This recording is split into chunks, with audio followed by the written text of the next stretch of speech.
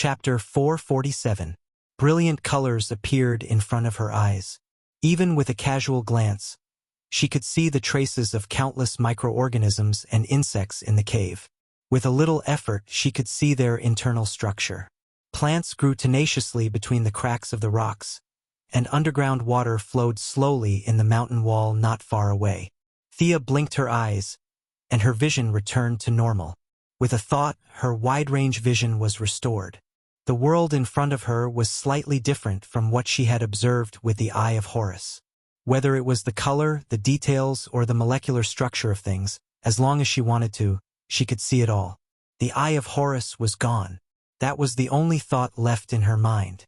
She was a little surprised, but more than that, she was happy. Her body returned to its original state after the heroic spirit transformation. In addition, she had merged with two doppelgangers in the process. The Eye of Horus was completely absorbed and assimilated by her body during this process. From now on, there was no Eye of Horus, only Thea's own eyes were left. Without the barrier between her body and her eyes, her spiritual power skyrocketed. Now, what appeared in front of her eyes was the real world observed by the divine eye. Without worrying too much about the changes in her eyes, Thea received the message from her bloodline. She understood her true talent. This talent was very complicated. It was not as simple and crude as Damien's and Old Ma's ability to deepen. It was also different from her previous unicorn tattoo. This talent had slightly touched on the level of rules. The balance of order. This was the name of her new talent.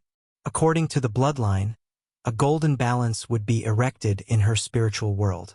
The two sides of the balance represented order and chaos. There were many things that could affect both sides. Thea roughly read it with her spiritual power. There were hundreds of items, some praise and slander, some construction and destruction, some fairness and bias, and even some neatness and chaos. These things could all affect the measurement of the scale. When the order was heavier than the chaos, it would provide her with something called the power of will. The effect of this power of will was so great that there was no limit to it. It could change reality, distort space, turn nothingness into reality, stop time, and various other functions. However, the more heaven-defying the ability was, the more power of will it consumed. Order suppressed chaos, and the power of vow accumulated in the balance. When she extracted it, the balance would return to its original balance point, and a new round of measurement would begin. When chaos overpowered order, she gained nothing. She could only try her best to increase the weight of order. There was no punishment in this process, but there were also no benefits. She had to work hard to make order overpower chaos again. How troublesome! The thought that flashed through Missy's mind was, go back and buy the news media, then promote herself 24/7? Could it be that his company had transformed from a traditional construction industry to a high-tech R&D company, and now was going to enter a media company? That was a bit too big of a leap. Thea was a little embarrassed to buy the world's mainstream media. This idea could only be a joke. The country's system determined that the media had a lot of freedom. It was not uncommon for them to scold someone even though they were paid a salary. Some people even took pride in scolding their bosses. He couldn't buy that indescribable national media. Even if he did, they wouldn't say anything good about him. It was even more impossible for Al Jazeera to do business with him. This was just a beautiful dream. Thea observed the balance for a while. There were many people who scolded her, but there were also many who praised her. For example, the vast number of poor people who benefited from her medical pod. Quinn Group's medical pods were being spread all over the country. Surgeries that cost tens of thousands of dollars in big hospitals only cost a few thousand here. It was safe and efficient. Within half an hour, basic illnesses could be solved. This talent is really tailor-made for my personality. Thea couldn't help but sigh. She was used to making a fortune in silence. She was asked to do good deeds in public like a superhero. Today, she saved an old lady who ran a red light.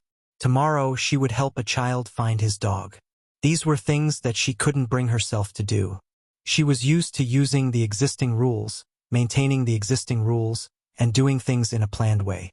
She was not like a firefighter, running around the city and saving whoever she saw. To a certain extent, she and the superheroes had a conflict of ideals. Now that she had obtained this talent that emphasized order and priority, her ideals were further strengthened. She wanted to test the power of will. Unfortunately, both sides of the balance had just begun to move. There was only a little more order than chaos. The little power of will was not even as thick as a strand of hair. After calming down, she couldn't help but think about this strange talent. Although it was incomparably troublesome, its power was definitely extraordinary. She wasn't the son of God. With such a strong bloodline talent, even Merlin didn't awaken this level of talent when he was a wizard apprentice, let alone Damien and Old Ma. After eliminating a few impossibilities, the only explanation was that her true talent had always been suppressed and was constantly changing as her ability deepened. Or rather, her talent awakening had never progressed to the final step. When the unicorn tattoo was removed and this talent appeared, it was already so strong that no one could compare to it. Others awakened their talents when they were mortals, but Thea was forcibly suppressed until now. Purely from the perspective of talent, she was probably the first demigod-level wizard apprentice in history. She checked her body on the spot. Although she was in a cave, there was still light. She still retained her ability to absorb sunlight and moonlight. Otherwise, she would rather be a warrior if she had to practice 18 types of meditation techniques a day like Mr. E. She took out a set of clothes from the spatial ring. Between flying back or teleporting back, she hesitated for a second. She was afraid that it would be troublesome, so she chose to teleport. She didn't return to Star City or the metropolis. Instead, she went directly to London. Diana bought an apartment here as her residence.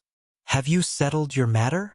Diana, who was watering the flowers, felt the spatial fluctuation and asked without turning her head. "My strength has increased greatly now. Let's compete." "It's still daytime." "What are you thinking? Let's compete. Change your equipment and we'll find an uninhabited planet." Thea didn't allow any explanation as she pulled Diana and ran to an alien planet. Her physical strength could only be used freely in an intense battle. Diana helplessly put down the water bottle, carried her equipment, and followed Thea to an uninhabited planet. With a sword and shield in hand, fully armed was Diana's attitude toward battle. She wouldn't give up any equipment just because she underestimated her opponent. Thea knew this very well. She didn't use the power armor or buff magic. She just tied her hair into a single ponytail and didn't use the holy sword. Instead, she used the Godslayer that Diana was very familiar with. "Be careful." Diana didn't take the attack head-on. She chose to dodge sideways. However, she underestimated Thea's speed. Just as she thought of dodging, Thea was already in front of her. Her competitive spirit was ignited. She also held the sword in her right hand and slashed at her. Chapter 448. The two swords were made by the god of fire and had the same origin. No one knew how many times they had clashed. However, Sia, who had always been knocked back, had only taken half a step back this time. The strong wind created by the collision of the two swords swept across the area within a radius of several miles. "Your power has increased by so much?" As the person who knew her best, Diana was quite clear about her strength. The two of them had sparred countless times, and she was the one who had the most right to speak. "Indeed, this is the power that my body should be able to exert now." The benefits of the heroic spirit transformation were not only to train her spiritual power, but also to filter out the remnants in her body through the process of decomposition and reconstruction. The messy divine power that Thea had absorbed before came from different gods and even different divine systems. Although it was downgraded to magic power, there were still a lot of impurities in the energy. This decomposition and reconstruction was equivalent to remaking her body from scratch. There were no more remnants of Ares or Horus, and all the power belonged to her. Relaxed, soothing, and simple could be used to describe her physical condition. Even if it was just a simple comparison of appearance, she was not inferior to Diana. Objectively speaking, she was now like a new demigod. The effect of the reconstruction was heaven-defying, and the heroic spirit transformation was only one of the countless functions of the Holy Sword, and it was also one of the inconspicuous functions. From this, one could see how extraordinary the holy sword was. She needed to adapt to a new body, and so did her fighting style. It was like Batman knew Wing Chun, but he did not use it usually. This boxing style was not suitable for his burly body. Thea's skyrocketing strength was now facing the same problem.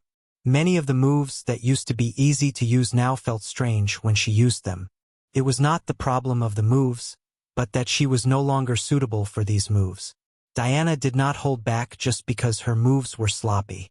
She held a shield in her left hand and a sword in her right hand.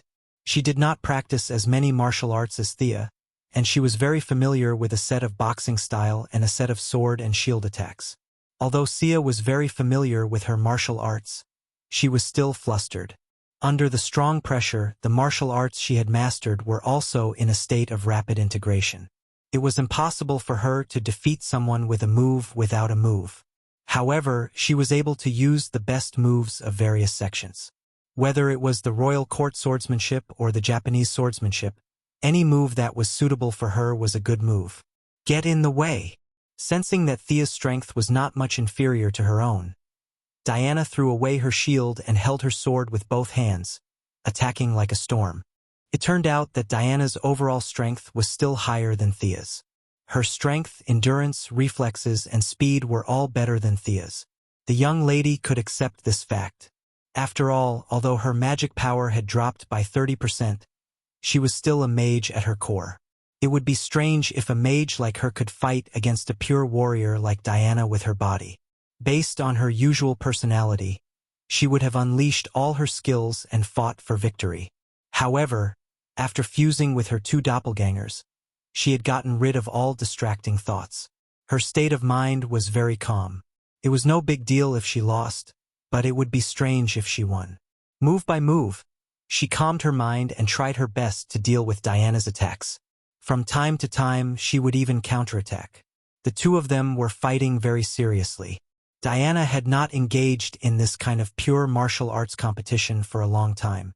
In the past, Thea used to train with her using magic and martial arts.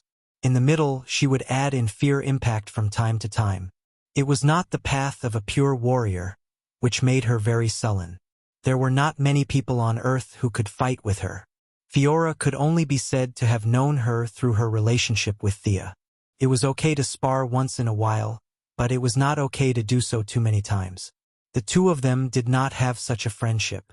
As for Superman, Diana wanted to experience his skills.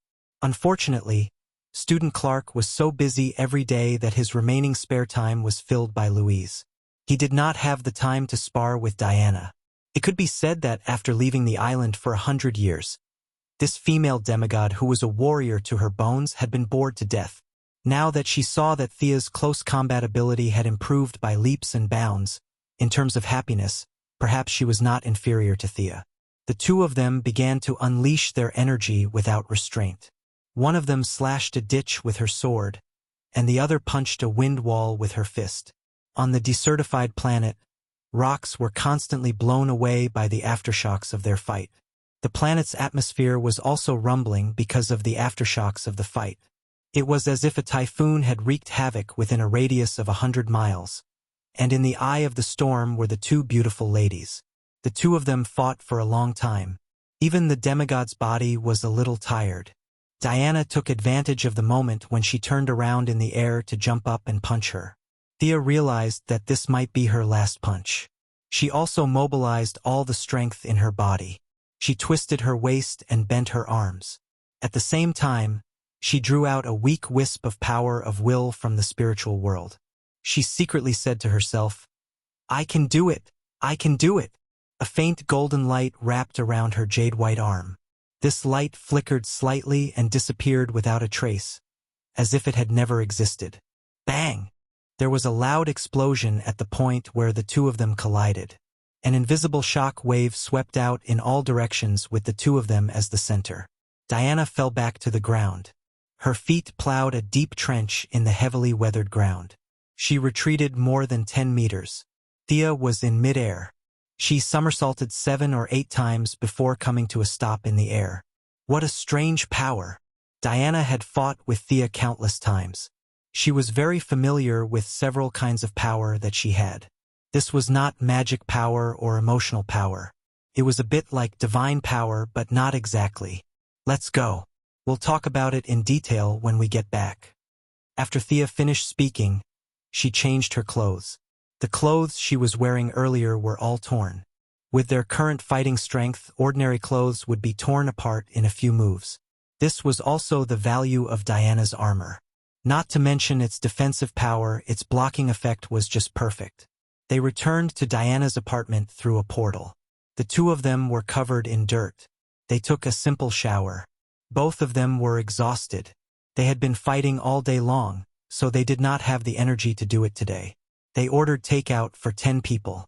The young lady took the large pile of food under the surprised gaze of the delivery man. The two of them sat on the ground and chatted as they ate, as if they were on Paradise Island. Power of will? This seems to be something described in the religious scriptures, right? Diana asked in a muffled voice as she swallowed half a pizza. Sia was gnawing on a drumstick in an unladylike manner. This food was really dispensable to them. If they wanted to replenish their energy, even 100 servings wouldn't be enough. They were just greedy for this little bit of food. Power of will is the name I gave it. It's like this. Thea blabbered on about the effect of the ability, hoping that Diana could help her think of ideas. Although she was not as good as Batman or Luther, Diana was also blessed by Athena's wisdom. She was also quite intelligent, but she was more used to using her fists to reason.